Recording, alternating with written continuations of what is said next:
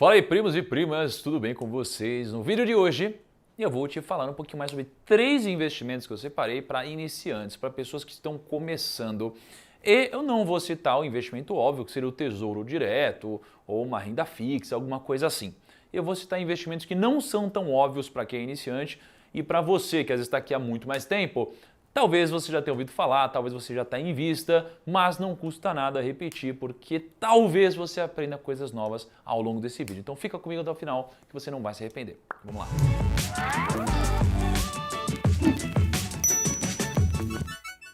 Vamos lá então, investimentos para iniciantes. Kaique, eu não vou nem perguntar para você, porque o Kaique já agora é um investidor avançado, um investidor rico. O cara viaja para todos os países do continente europeu, não é mesmo? É um cara muito rico. Mas eu comecei nesse passo a passo aí. Não, começando esse passo a passo. Então, antes de eu citar os 3 investimentos para iniciantes, eu queria pedir para você clicar aqui nesse botão de se inscrever no YouTube.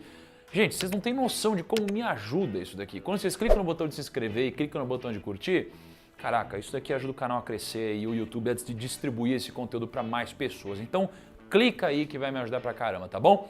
Vamos lá. Primeiro investimento para investidores iniciantes.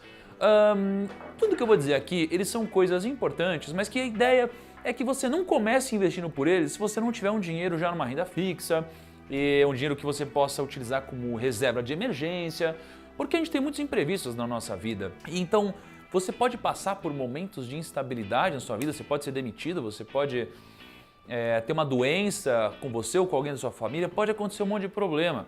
E você precisa ter dinheiro para passar por esses momentos. Então, tenha um dinheiro investido em algum lugar que você pode resgatar a qualquer momento e que ao mesmo tempo tenha muita segurança. Passado esse momento, você tem alguns investimentos para iniciantes. O primeiro investimento para iniciantes é o BOVA11. E o que é o BOVA11? Antes de eu entrar nisso, eu preciso deixar bem claro o que é um ETF. Um ETF é um Exchange Traded Fund. Isso daqui é basicamente o seguinte: você tem fundos de investimentos, né? Você pode investir num fundo de investimentos quando você vai na corretora, então você vai lá na Rico e você clica para aplicar um fundo, você pôr o valor que você quer aplicar, você vai clicar no botão, talvez ele cotize só amanhã, liquida em não sei quantos dias, você tem todo um processo. Isso aqui é um fundo aberto, é um fundo que você tem que ir lá e solicitar uma aplicação. E você tem alguns fundos em que você não solicita uma aplicação. Esses fundos eles são negociados no mercado como se fosse uma ação. Eles são os ETFs, né? Os Exchange Traded Funds. Então você pode ir lá no seu home broker e aí você geralmente compra uma ação, né? Você compra lá Itaúsa, Sinqia, Banco Inter, sei lá, o que você quiser comprar. Só que ao invés disso você pode comprar um ETF. E quando você compra o ETF, o que de fato você está comprando?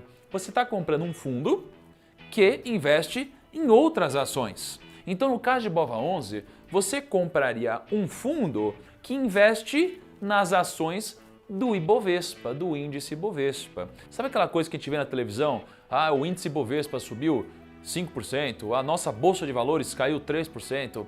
Eles estão falando do índice Bovespa e às vezes você não quer ter o trabalho de escolher o ativo, de escolher a ação, de estudar sobre a ação e aí você quer simplesmente se expor à nossa bolsa de valores. E quando você quer se expor à nossa bolsa de valores, você tem que pensar que existem várias ações que compõem o índice Bovespa. E às vezes você não sabe escolher, não quer escolher e às vezes você não tem dinheiro para você comprar todas essas ações do índice. E quando você não tem dinheiro ou não quer, você pode comprar um ETF. Então, ontem eu olhei o preço de BOVA11 e ele estava em R$110. Então você pode ir lá, abrir seu home broker e pegar R$110 e comprar ali uma ação de BOVA11, né? Uma cota do BOVA11. Então quando você faz isso daqui, você automaticamente está exposto à variação do índice Bovespa. Se você for olhar o quanto está o índice Bovespa e quanto está o BOVA11, você vai ver que eles oscilam quase que da mesma forma. O índice Bovespa subiu 1%, o BOVA11 vai subir 0,99%, alguma coisa assim, tá? Agora, o que você precisa saber? Existe uma taxa de administração embutida aqui, mas a rentabilidade que você vê, ela já está líquida dessa taxa, tá? É uma taxa de 0,3%. Sobre o BOVA11, tá bom? E aí tem uma coisa que as pessoas não te contam muito sobre BOVA11. E o que as pessoas não te contam muito? Nos meus tempos de assessor de investimentos, eu fazia alguns cálculos, né? E cálculos envolvendo aluguel de ações. E o BOVA11 você pode usar ele sob uma ótica de emprestar esse ativo. Por quê? Porque quando as pessoas elas estão com medo do mercado ou elas querem se proteger, elas fazem uma operação chamada de aluguel de ações ou uma venda de ações, as pessoas entram vendidas. Então, se eu tenho uma carteira de ações, eu não quero me desfazer desses ativos, mas eu estou com medo da bolsa, as pessoas podem vender BOVA11. E quando elas vendem, elas precisam alugar de alguém. Quando elas alugam de alguém, elas alugam de quem tem BOVA11. O aluguel na minha época ele girava em torno de 2 a 4% ao ano de BOVA11. É um ativo muito requisitado para quem quer fazer uma operação short. Então, se você comprar BOVA11, o que eu recomendo é que você deixe os seus ativos disponíveis para o aluguel, especialmente se você pensar nisso como investimento de longo prazo, tá bom? Então, BOVA11 é a primeira opção que o investidor iniciante pode escolher. E por que eu acredito que isso aqui seja para um investidor iniciante? Porque você não precisa pensar muito. Você simplesmente compra a BOVA11 e está exposto a quase todas as empresas da nossa Bolsa de Valores. Agora, não significa que o investidor mais maduro ou investidor profissional não possa ter BOVA11 também. Warren Buffett é um grande defensor de fundos passivos ao invés de fundos ativos. E o BOVA11 ele seria caracterizado um fundo passivo, porque ele é passivo em relação à rentabilidade do Ibovespa, ele tende a acompanhar essa rentabilidade. É acessível a todo mundo e você consegue comprar na corretora que você quiser. Essa é a nossa primeira opção de investimento para iniciante. E a segunda, ela é muito semelhante, é o IVVB11. Só que o IVVB11, por mais que ele seja um ETF, bom, o que esse fundo ele escolhe como ativos para investir? Ele basicamente investe nas ações do S&P 500, que é o índice das 500 maiores empresas dos Estados Unidos, né? Então você pode abrir uma conta lá fora, você pode comprar 500 ações ou você pode aqui investir em vários BDRs. Agora, se você não quer passar pelo processo de escolha, você quer se expor ao mercado como um todo, você não quer ficar se preocupando, você só quer acompanhar a rentabilidade do mercado, você pode investir no IVVB11. E qual que é o legal aqui? O legal é que o IVVB11 ele é super acessível, qualquer pessoa pode investir.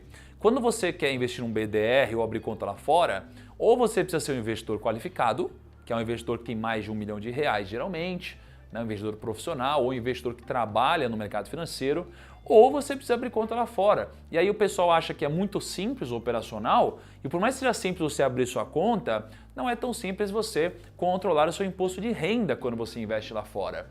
Por isso que quem quer se expor ao mercado internacional, você pode comprar IVVB11. É muito simples, é muito acessível e o valor da cota também não é muito alto.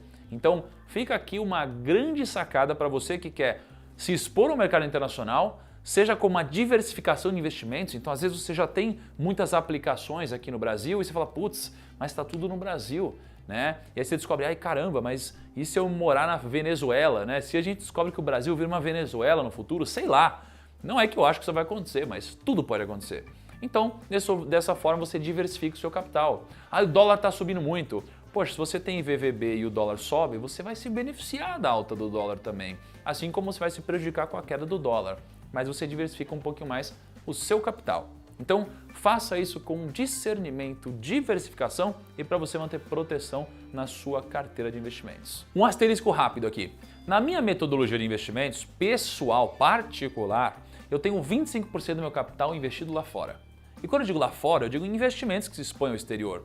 Então, uma forma que os primos podem utilizar para se expor a 25% do seu capital é comprando em IVVB11. Simples assim, né? Então, eu escolho as ações que eu tenho lá fora, mas se você não quiser escolher, é uma compra para você não precisar olhar mais para esse ativo. E o terceiro investimento para iniciantes é o seguinte, antes de eu falar, deixa eu explicar um conceito. Quando você vai investir no fundo imobiliário, você tem alguns tipos de fundos imobiliários. Você tem o que a gente chama de fundo imobiliário de tijolo, você tem o que a gente chama de fundo imobiliário de papéis, né, e de ativos, e você tem aquele fundo imobiliário híbrido, que mistura os dois.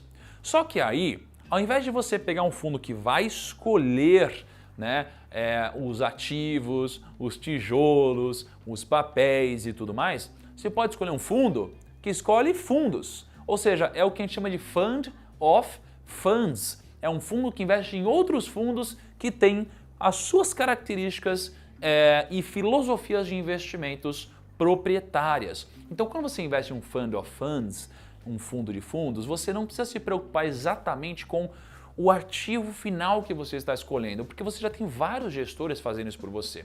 Então, uma sugestão é, vocês podem pensar em começar a investir num BCFF. Eu tenho esse fundo na minha carteira e eu não estou recomendando que vocês façam isso. Aliás, separei aqui outros fund of funds além do BCFF, né? Você tem o AQLL11, o BCIA11, BPFF, o CRFF, CXRI, FOFT, você tem uma série de fund of funds, tá?